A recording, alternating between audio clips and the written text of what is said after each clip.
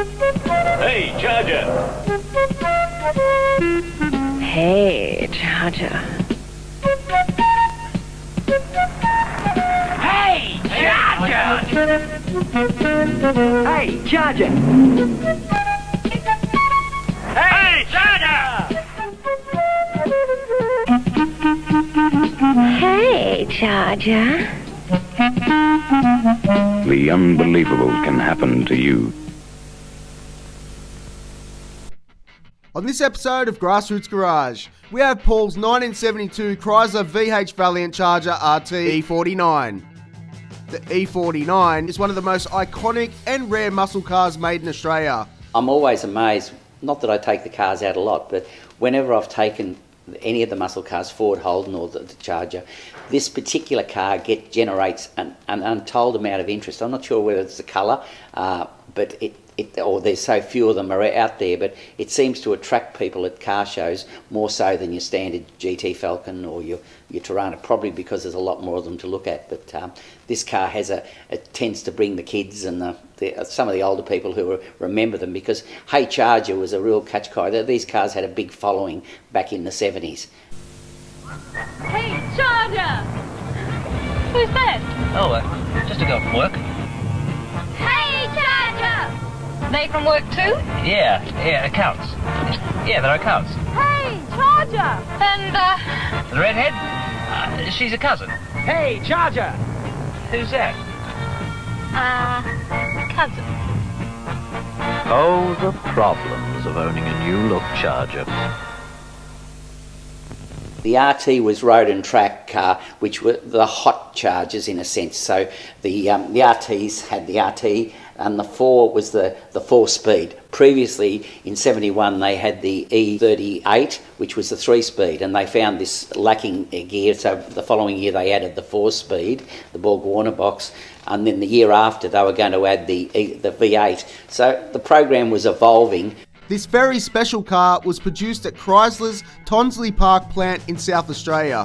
The E49 featured a 4.3 litre straight 6 engine with triple Weber carburettors that delivered 302 horsepower to the rear wheels.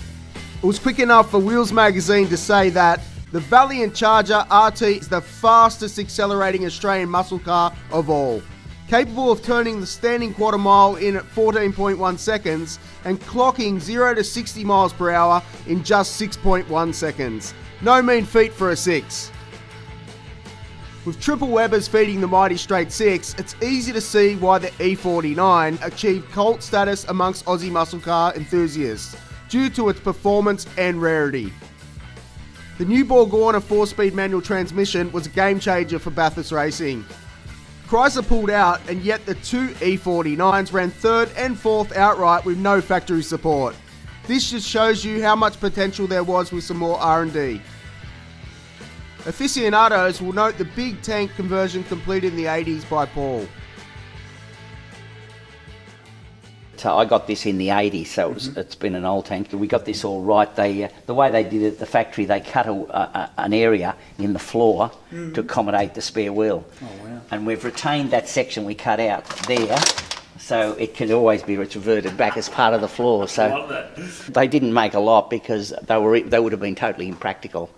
Yeah, that's right. Yeah. Like if you couldn't put golf sticks, you couldn't put a case in there or anything really. That's right. Even your shopping. Can't get a case of beer. What's it good for? Yeah. But that's where they had the filler there. There. Yep. So you had to have that cut and well and sorted out. Yeah.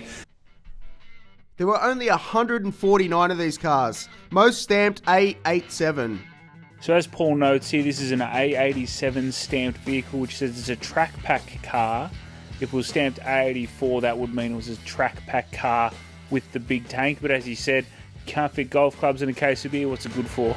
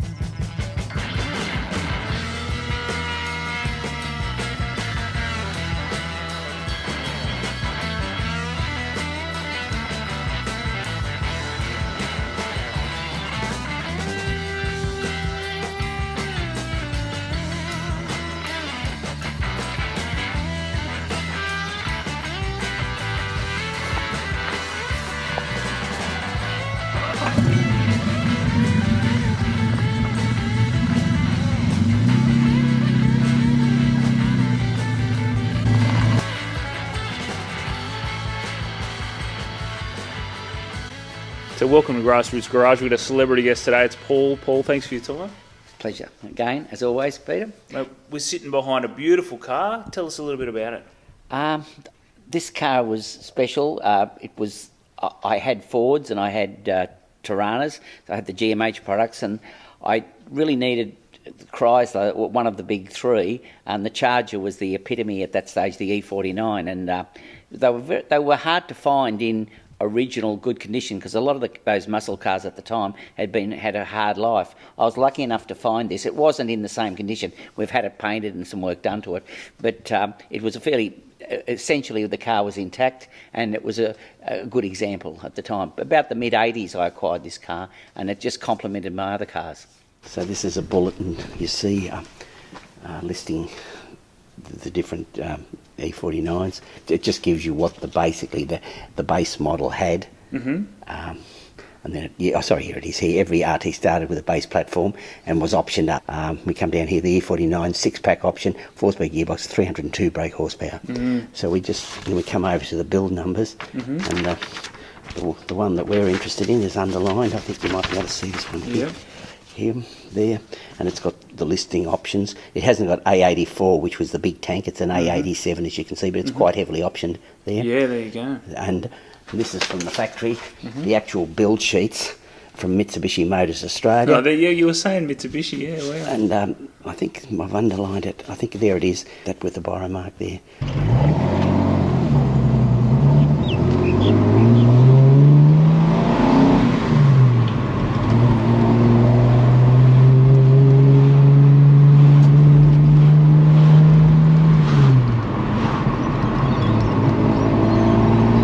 Distinctive sound, the Charger to it. It definitely does, doesn't it? You can hear those Webers sucking in the air. It's great. They're thirsty too. I was reading the figures on the E49. The mileage compared to the V8 they were getting was about 5 miles per gallon difference. This was the more thirsty with the Webers. Wow, yeah. Yep.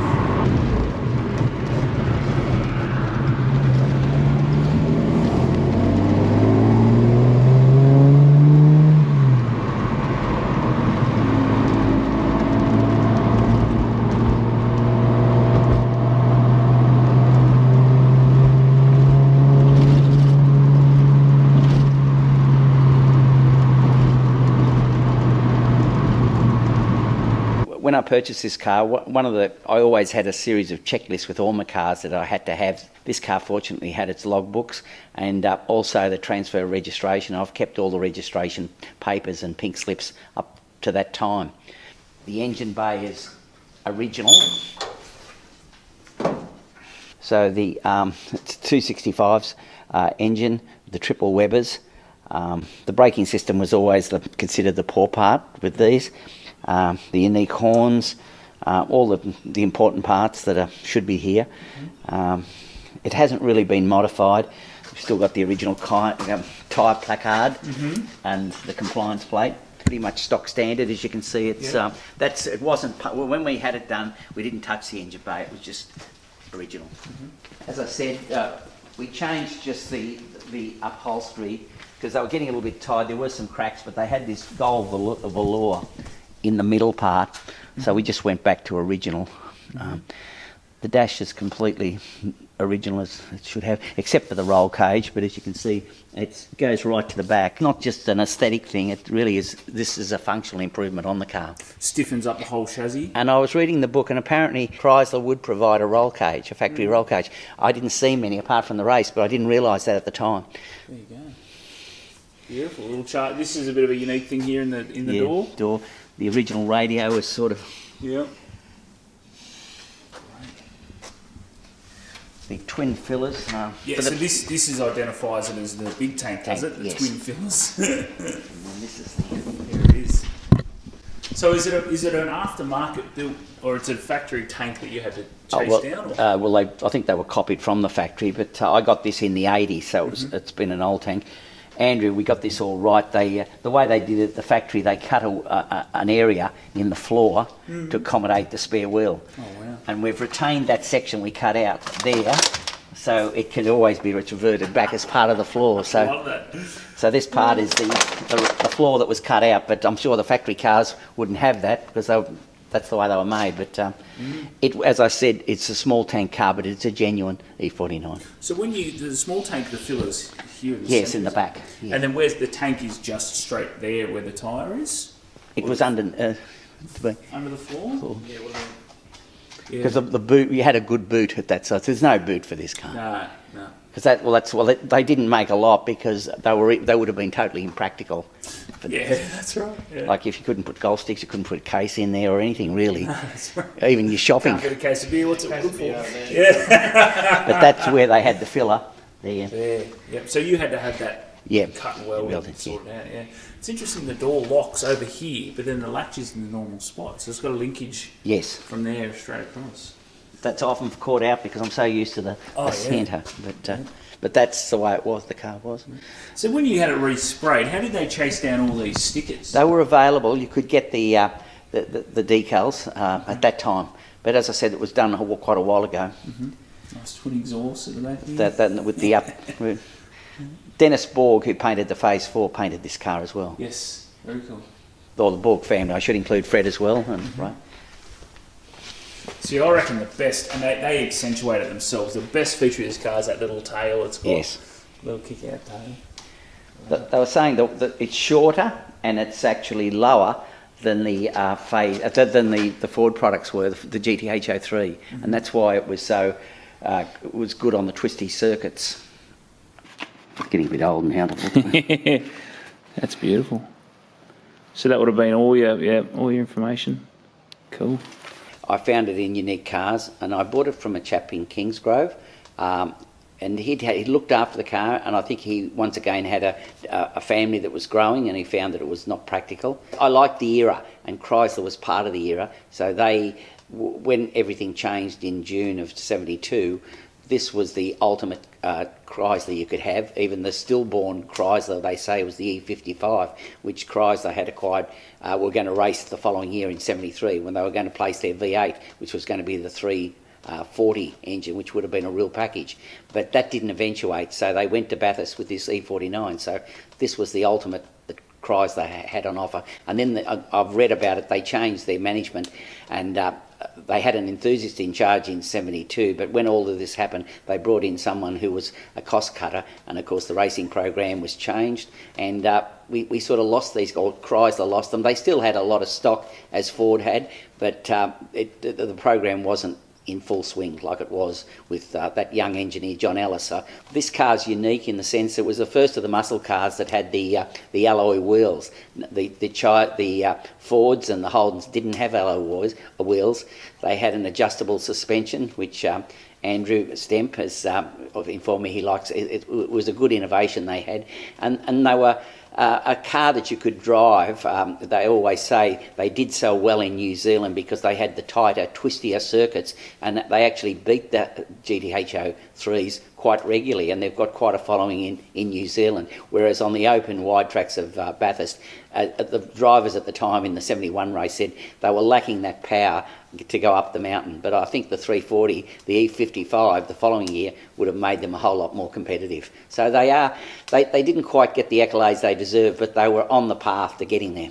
When I bought the car, it was original paint, but it was getting tired. It was a '72 car, so it was probably 13, 14 years old. It had been looked after, but not as a collector might look after them. They'd put velour seats into the black, which I know was part of the era, but I wasn't particularly keen on that. So the velour was added, I presume, for perspiration. But the rest of it, the motor was intact. We haven't changed the engine bay at all. We've just left that. And I've made the addition. I had the roll cage put in it because I had a friend, a patient, who was a very good trimmer, Daniel, and he accommodated me with we had the roll cage put in primarily for stability, and it made the world of difference. A lot of people thought it was just show, but the Chargers had quite a bit of body roll, and this stiffened the car up noticeably so, and he actually covered the the roll cage, which has sort of blended it in, and also we put the big tank in. This was a genuine E49 car. To try and find a genuine big tank car was near impossible because they were primarily involved in racing teams. But so this is a genuine small tank car, so we just changed the tank over, and I did this back in the 80s, so it's been there a long time, but we've kept the floor parts to, such that it can be turned back into a small tank car if the person wanted to. But they were the only modifications we've done to it, and it had the car painted, just external paint job that was done probably in the early 90s it would have been done. Apart from that, Andrew Stemper's just sort of tidied up parts from the engine bay. They acquired different parts and just sort of made it the complete package now, which it is. They made 149 examples. The order was to make 200 Ford, 200 Chryslers, to homologate them for Bathurst. But when it happened, Chrysler had only made 149, so they were a little bit short. So technically they didn't homologate the car for the 72 race, so they were okay. And that, likewise, that's why Phase 4 and the V8 Tirana didn't happen that year, because the numbers weren't there. But Chrysler were well on their way at that time with 149 only examples made. There were quite a few variants with this, with Charger. The Chrysler factory used to accommodate people. If you wanted variations, I've heard stories of a particular person, and this rings home to me because my father had a Valiant Ranger, and it was, I think you had the choice of 215s, 245s or 265s, but I'm told this particular individual had ordered a Ranger, which was a family stock type car, but with an E49 engine, which Chrysler had accommodated him with. So they would flex their rules to whatever you wanted. So I think Chrysler had something going, and they're a big company from America. So you hear a lot about Ford and Holden, but Chrysler were there in the background coming. So that's it for Paul and his beautiful Charger. Paul, thanks for your time. Once again, thanks. Legend. We once again want to thank Paul for sharing this beautiful example of Australian motoring history with us. Thanks for watching, and stay tuned for the next one.